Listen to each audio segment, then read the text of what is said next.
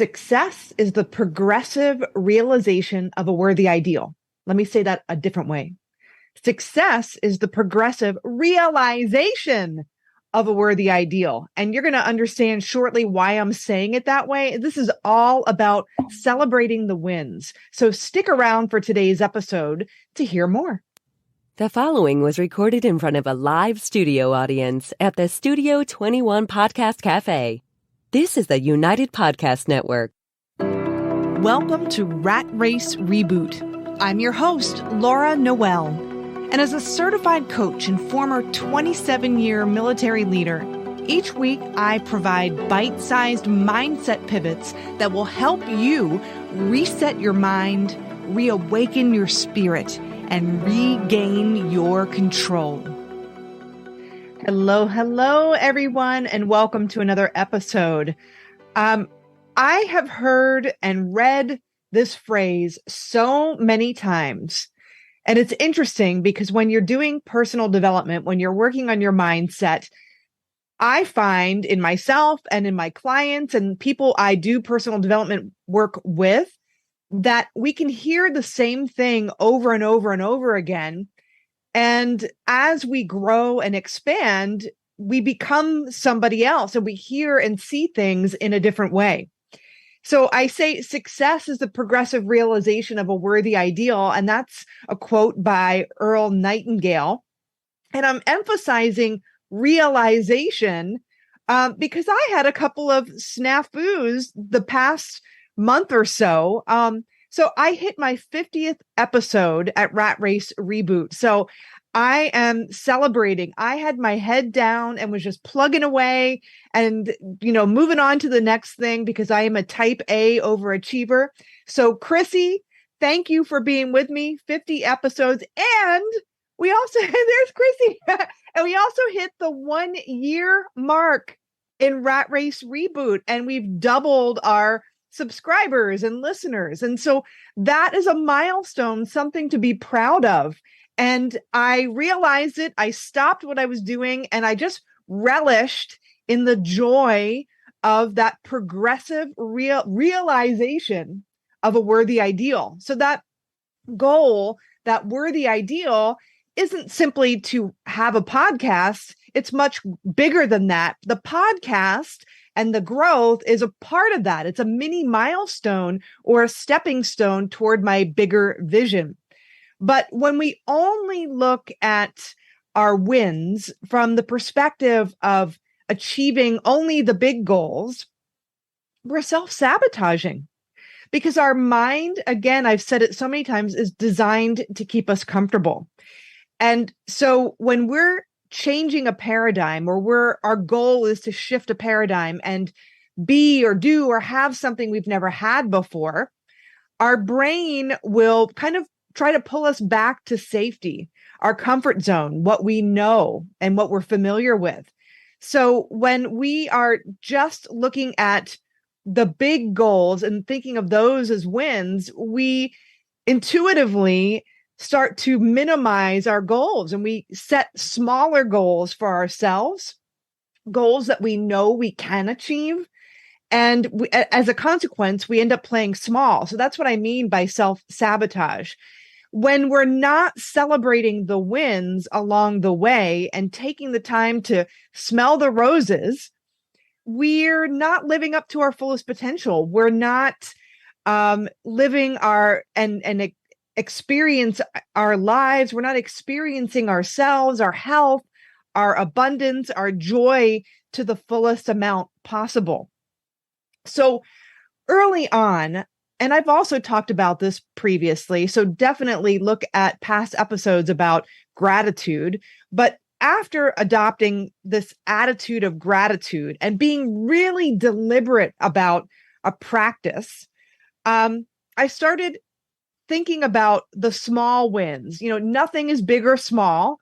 They're just wins, actually. We make things seem big or small because we're comparing it to something else. But what if we just celebrate wins? Like every step forward in that progressive realization of your goal, that worthy ideal, is a win.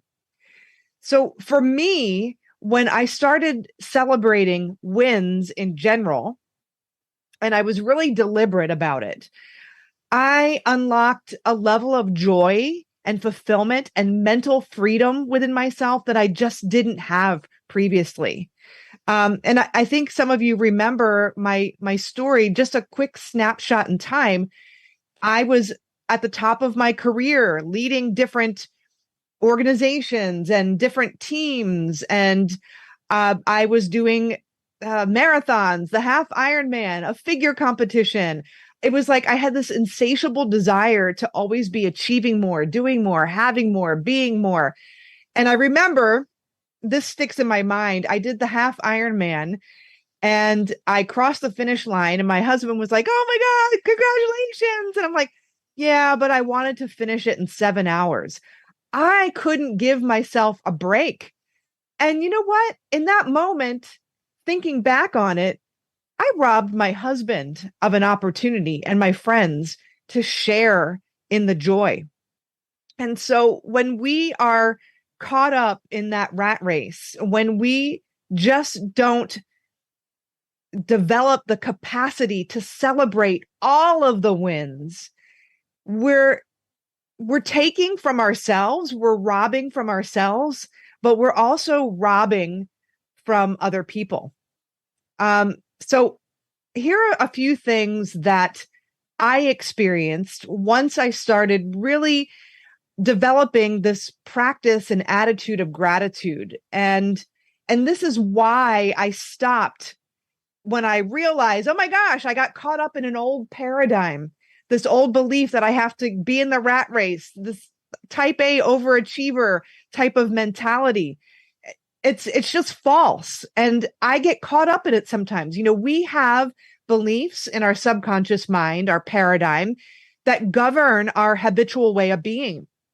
And so there are practices that I put into place that ensure that I don't fall back into old, just negative thinking patterns, or patterns that are no longer serving me and where I am right now in my life and where I want to go. And when I fall off the wagon of doing a certain activity like gratitude, I'm always doing my inspired action, but I found along the way that my old paradigm took over. And then I started thinking about inspired action all the time and forgetting about celebrating the wins. And so here's why I stopped myself and said, yay, a little pat on the back. I smiled. I thanked the universe. I thanked myself. I shared it with my friends and family. There's a few reasons why. So gratitude and celebrating those shared accomplishments with people actually strengthens our relationships with them. Like I'd mentioned about my husband, he was celebrating an accomplishment with me many years ago, and I couldn't even bring myself to celebrate it myself. And that robbed joy from him too. And that robbed us of an opportunity of connecting and sharing on a deeper level. I never thought of it like that. So think about that, right? So when people feel appreciated, when you're letting people in, when you're sharing a piece of yourself, people feel that energy and that joy, right? Also, gratitude puts you in harmony with more of what you desire. So we're talking about universal laws and energy. Your goal is an energetic vibration. Everything is made up of energy. Our thoughts are energy. Our bodies are made up of energy, small molecules vibrating in a high frequency, even though we can't see that. An idea of our goal, our vision, that is a place. And when we are making progress toward our goals, toward that vision, and we're experiencing the joy, it's about the journey. It's not about getting the thing. It's about who you get to become on your way toward manifesting that vision and that dream. It's about the journey. It's not just a tagline. It's the truth. And so when you put yourself in a space of gratitude, you're shifting your energy, you're shifting your vibration. And even if you're not in that moment physically doing something toward that goal, you are attracting that to you. So you are moving in the direction of your goal. Gratitude improves yourself physiologically, physically. There's multiple studies on this. It's shown to increase joy and empathy and reduce feelings of depression. So that there's a positive impact on your mental state and your physical health. We know that just as much as we can make ourselves sick. Have you ever worried about something or known somebody that just worries to death, and then they have that pit in the bottom of their stomach, or they just feel they feel the headache coming on, they feel nauseous? They're making themselves sick through their thinking, right? But we can make ourselves well. Just as we have the power to make ourselves sick, we can make ourselves well, right? Gratitude improves self-esteem, and there are studies that have shown this as well. Social comparison in particular. When I think about the things that people get all wrapped up around the axle about in comparison, it's about wealth and having the better job or having the notoriety or a better home, right? But gratitude can put you in a space where you don't feel the need to get sucked into comparison that stems from a not enoughness, a scarcity mentality. And imagine seeing somebody else win and you genuinely feeling joy for them because you know that they deserve it. And if somebody else is out there doing some things that you also want to do and you have the courage to admit, you can see them doing those things, and you know that in them doing those things, you're also capable of doing those things. So instead of it being, a jealousy or something that's negative that you're comparing and you're not enough, or they don't deserve it, or they shouldn't have that, I should have that. Imagine feeling and bolstering your self-confidence and your self-esteem such that when other people win, you're grateful for them winning as well. And there's no negativity associated with that at all. So you're grateful not only for your accomplishments, but for others. And it feels good, right? And you see the possibility. You see others winning as, wow, this is generating ideas, and I see this is possible now. I see this unfolding. How exciting. Gosh, I already feel elevated in my beingness right now, just saying that out loud. So try that. If that's not you, if that's not your strong point, try it a different way. And lastly, gratitude fosters resilience. Think about it. The law of polarity states that there's an opposite ends to each thing. There's an up and down, in and out, hot, cold, right? And you can't focus your energy on both poles at the same time. You have to choose. And gratitude helps you focus your energy on that positive pole thinking. And that doesn't mean, that you're positive. Yay, my results are horrible, but I'm positive. That's not what I mean. It's you're focusing on, gosh, you know what? Maybe I don't like where I am right now, but let's look at solutions. How can I be better? How can I serve to a greater degree? I am resilient, and I know I'll get through this. What can I do to take one step forward? So the energy of that positive pole thinking and those questions will generate different results. And that all comes from gratitude. And it starts there. So there's so many ways and so many reasons why one would want to get really deliberate in a practice of gratitude. So how can you get started? So there's definitely, I would make it a part of your day. Schedule it as a part of your day. So if you have I have my little journal here that I always write in, my momentum journal. I was just at a workshop with Sai Seminars not that long ago. And so I have that journal and I write my goal. I write my inspired action. I write my gratitude. So it's very deliberate. So I start the day with gratitude. You can also end your day with gratitude and think about, even when you're in your bed, you don't have to, create some, complicated mechanism to do it. But while you're in bed, right before you drift off to sleep, think about 3 things that you're grateful for. Doesn't matter, big or small, that it doesn't exist. Just the wins. Great cup of coffee, great conversation. You took one step toward your goal. Celebrate it, right? Share it with people. Share it with a friend to celebrate. Celebrate those wins. Do something nice for yourself. And again, it can be extravagant. It doesn't have to be. It could be a wonderful cup of tea, doing another meditation, having some quiet time, taking yourself out to a lunch by yourself, whatever that is. But you can also do this in your organization and with your team. You can make gratitude and celebrating wins a part of every day. So if you have a meeting or a little huddle every day, everybody just have a quick check-in for one win. Everybody can think of one win. Get in the practice of thinking about wins, and don't be hard on yourself if it's difficult. We're not conditioned to do this. This takes practice. Maybe write a thank you note to somebody who you want to express gratitude for. Celebrate a win with your team and thank people for their contribution publicly, or maybe do something more extravagant, have an outing together as a group and celebrate the wins.